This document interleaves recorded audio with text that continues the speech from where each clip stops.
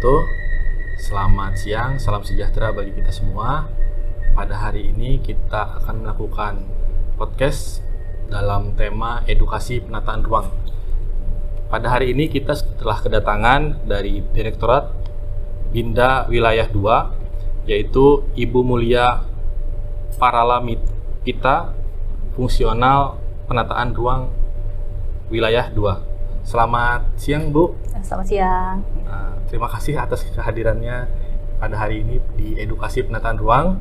Kebetulan kita dari Asosiasi Intakindo Kalimantan Selatan berterima kasih atas kesediaan Ibu untuk menghadiri dalam Edukasi Penataan Ruang. Ada beberapa hal di sini, Bu, yang akan kami tanyakan. Yang pertama, terkait Direktorat Binda Wilayah 1, secara fungsi dan tugasnya untuk Wilayah 2 seperti apa, Bu? Bisa digambarkan kira-kira, Bu? Terima kasih Pak Revian. Oke. Mungkin sekilas saja ya, kalau kami di Ditjen Tata Ruang ini ada beberapa direktorat ya. Untuk Bina Perencanaan Tata Ruang ini kebetulan kami dibagi dalam Wilayah 1 dan Wilayah 2. Kalau untuk Wilayah 1 itu adalah cakupan wilayahnya adalah Sumatera, Jawa, dan Bali. Sementara untuk Wilayah 2 ini adalah Kalimantan, Sulawesi, Nusa Tenggara, Pulau Maluku, dan Papua. Jadi kami di Direktorat Bina Perencanaan Tata Ruang Daerah Wilayah 2 atau Binda 2 ya biasanya kita disebut, itu kami biasanya memberikan merumuskan kebijakan dan strategi terkait penataan ruang di daerah di Kalimantan, Sulawesi, Nusa Tenggara, Maluku, dan Papua. Kemudian kami juga melakukan monitoring dan evaluasi terhadap bagaimana sih tata ruang di Wilayah 2 ini dilakukan. Selain itu, mungkin yang menjadi core bisnis kita juga adalah memberikan bantuan teknis dan bimbingan teknis terhadap penyusunan rencana tata ruang di Wilayah 2, di Kalimantan, di Sulawesi, di Nusa Tenggara, Papua, dan Maluku. Serta kami memberikan fasilitasi persetujuan substansi terhadap rencana tata ruang di Wilayah 2 tersebut. Untuk pertanyaan selanjutnya, yaitu terkait bagaimana Kementerian ATR BPN, dalam hal ini Direktorat Binda Wilayah 2, untuk melaksanakan monitoring serta evaluasi perencanaan penataan ruang yang telah ada, Bu, di wilayah tersebut. Terima kasih Pak. Kalau di Binda 2 sendiri, kami tidak hanya melakukan monitoring dan evaluasi terhadap proses perencanaan, tapi juga bagaimana nanti implementasi rencana tata ruang. Mungkin yang sering terjadi saat ini ketika teman-teman di daerah ya, mungkin di Kalimantan, di Kalsel, mungkin ada permasalahan ternyata pelaksanaan pemanfaatan ruangnya sedikit berbeda dengan apa yang sudah direncanakan. Kemudian solusinya bagaimana? Nah, itu biasanya juga berkonsultasi ke kami. Kemudian seperti kita mungkin sudah cukup familiar ya, kemarin kan UU-CK itu banyak sekali ya, mungkin ada hal-hal baru yang diperkenalkan di UU-CK itu. Salah satunya mungkin yang sedikit berubah adalah rencana detail tata ruang ya. Sebelumnya kita kan menggunakan peraturan daerah untuk rencana detail tata ruang, tapi untuk sekarang setelah adanya UU-CK dia menjadi peraturan bupati atau peraturan wali kota. Nah, itu mungkin secara proses mungkin ada sedikit yang dipersingkat ya. Itu karena juga kan tujuan kita sebenarnya ingin supaya rencana detail tata ruang itu menjadi sebuah alat operasional yang efektif dan terhadap pelaksanaan tata ruang di daerah. Tentunya. Jadi kita berharap sih prosesnya tidak terlalu panjang, kemudian dia juga memberikan fleksibilitas sehingga ada beberapa hal yang mungkin berubah dari peraturan sebelumnya. Salah satunya mungkin tahapan penyusunannya lebih singkat sehingga diharapkan dalam waktu 1 tahun itu kita bisa menyusun rencana detail tata ruang.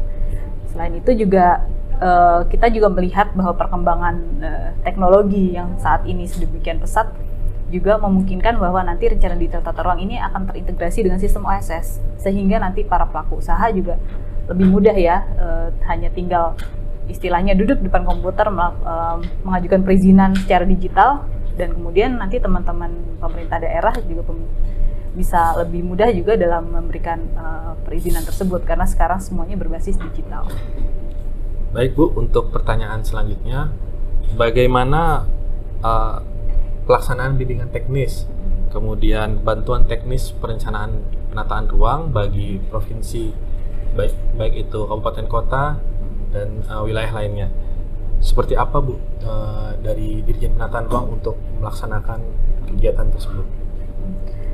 Kalau di kami sih Pak, sebenarnya kan itu adalah tugas kami juga, memang adalah memberikan bantuan teknis dan memberikan bimbingan atau advisory planning ya terhadap pemerintah daerah ya. Ketika pemerintah daerah itu sedang, baik itu sedang menyusun rencana tata ruang atau ketika ada permasalahan dalam pemanfaatan ruangnya. Nah, memang di kami sendiri itu kita memiliki target-target ya daerah yang kita dorong, yang mana sih yang akan kita dorong untuk sama-sama menyusun rencana tata ruang. Itu bisa melalui bantuan teknis. Bantuan teknis itu biasanya kami memiliki kegiatan, kemudian kami bekerja sama dengan teman-teman pemerintah daerah. Tapi yang saat ini justru lebih banyak itu adalah teman-teman pemerintah daerah itu kita memberikan bimbingan teknis kepada pemerintah daerah. Jadi misalkan nih teman-teman di Kalsel, banyak nih ada 10 kabupaten yang sedang menyusun rencana tata ruang. Pertanyaannya tadi kan mungkin apakah bagaimana ya, apakah semuanya dibantu atau tidak? Tentunya kita membantu semua. Kalau teman-teman ada permasalahan atau bertanya atau mungkin ada prosedur tentang penyusunan rencana tata ruang yang kurang jelas, itu silakan datang ke kami. Nanti kami pasti akan membantu. Nah itu bimbingan teknisnya, tapi mungkin bermacam-macam ya. Kita melihat juga bagaimana progresnya, kemudian bagaimana sih kesiapan pemerintah daerah dan sebagainya. Tapi pada dasarnya kami sangat terbuka ya. Jika memang ada yang ingin ditanyakan, ada yang ingin dikonsultasikan, atau sama-sama lah kita berusaha untuk menyelesaikan penyusunan rencana tata ruang itu.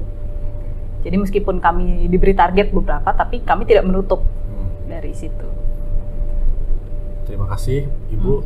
Untuk pertanyaan selanjutnya, bagaimana cara kita untuk mengetahui informasi dari penataan ruang yang terbaru seperti perizinannya Bu, yang saya ketahui menggunakan basisnya OSS seperti itu. Bisa dijelaskan Bu? Oke. Untuk di Dirjen Tata Ruang sendiri kita sedang membangun ya namanya ekosistem digital kita sendiri. Jadi saat ini sih kalau masyarakat ingin mengetahui misalkan, oh di kota saya, di kabupaten saya, apakah sudah ada rencana tata ruang? Rencana tata ruang yang berlaku, apakah sudah umum atau sudah detail, sudah bisa kita melihat sampai persil-persilnya, itu kita bisa lihat di Gistaru. Gistaru itu dia akan menampilkan rencana tata ruang yang sudah legal ya, sifatnya legal, yaitu perda atau perkada. Kemudian kita juga kita tahu kemarin ada situasi pandemi yang menghalangi ketika kita perlu bertatap muka untuk konsultasi publik online konsultasi publik dalam menyusun rencana tata ruang. Itu kita juga ada platform KP online. Jadi nanti ketika masyarakat mengetahui ya, oh di kecamatan saya akan disusun RDTR, tapi saya ingin ada beberapa ide dan beberapa masukan, cuman saya harus menyampaikan kemana, itu kita bisa menggunakan platform KP online itu, sehingga masyarakat jika mungkin ada masukan-masukan terkait wilayahnya itu bisa menyampaikan melalui platform KP online itu. Selain itu juga ada Protaru, kita bisa mengecek misalkan teman-teman ingin tahu di Provinsi Kalsel sekarang ini sudah ada berapa sih rencana tata ruang yang ada, yang kemudian yang sedang disusun ada berapa. Nah itu kita bisa melihat progresnya di situ. Itu memang hal-hal kecil yang kita lakukan untuk berusaha membangun sistem digital ini, karena nanti kedepannya kan memang RDTR tadi akan berbasis digital ya. Saat ini sistem yang kita gunakan adalah sistem dari BKPM OSS ini untuk OSS dengan risk-based risiko berbasis risiko ya, memang untuk OSS berbasis risiko. Jadi kalau sebagai pengguna pemohon ya nanti bisa ke sistem OSS tersebut mengajukan permohonan, kemudian nanti permohonannya akan dilihat apakah dia sesuai dengan rencana tata ruang atau tidak. Kalau sudah ada rencana tata ruang berbasis digital di lokasi yang akan diajukan permohonannya, nanti sistem akan memilah-milah apakah nanti perizinannya sudah cukup dengan self-declare atau mendeklarasikan sendiri biasanya untuk yang sederhana.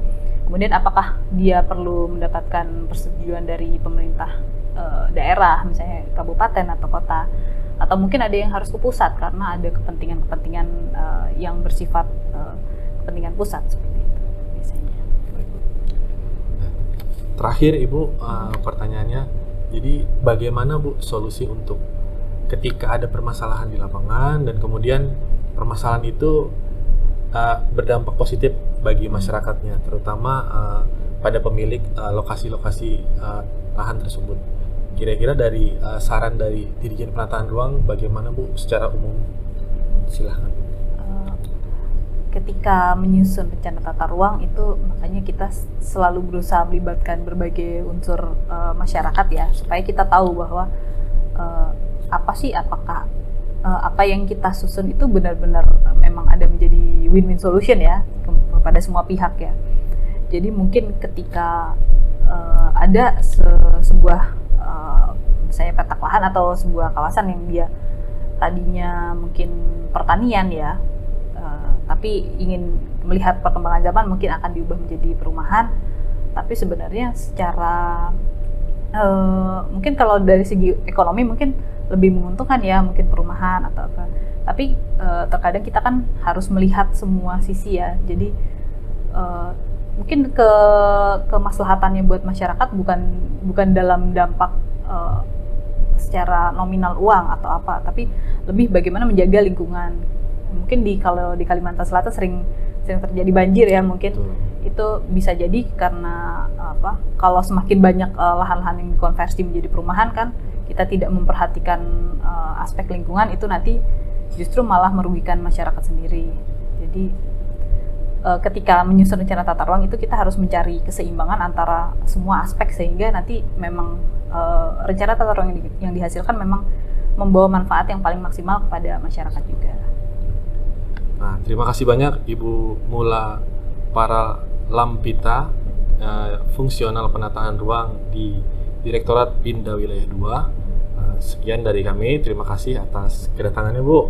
Assalamualaikum warahmatullahi wabarakatuh. Waalaikumsalam warahmatullahi wabarakatuh. Terima kasih juga. Terima kasih.